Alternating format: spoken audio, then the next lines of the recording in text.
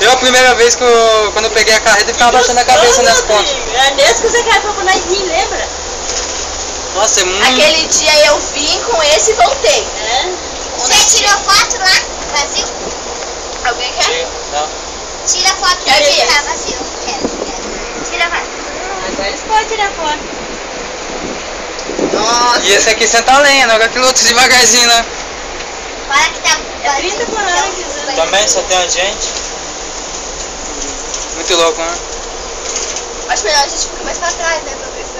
Não, mas tá bom. Tá bom, aqui, olha que visão que você tem, né? Ó, tem câmera aí. É. Vamos lá pra trás. Assim. Não, não pode andar. Ficar sentadinho. Ai, que gostoso. Quando para o ônibus, vai um pouquinho pra trás. Olha lá, Vale a o pena você pagar a Olha fortuna. lá o Né? outro lá, Bia. Olha lá, ó. Não tem ninguém em cima, só tem 3 outro. quartos. Tem desenho dos quartinhos, ó. É. Só nós, vamos... Olha as pessoas. Nossa, olha quanta gente já. É, foi bom nós ter vindo cedo. Olha só. Olha quanta gente. E tá aí... Tira o chifre daí. Aquele ali tá cheinho, olha. É, que... E nós só pra gente. Ali onde nós descemos, tá vendo? Aham.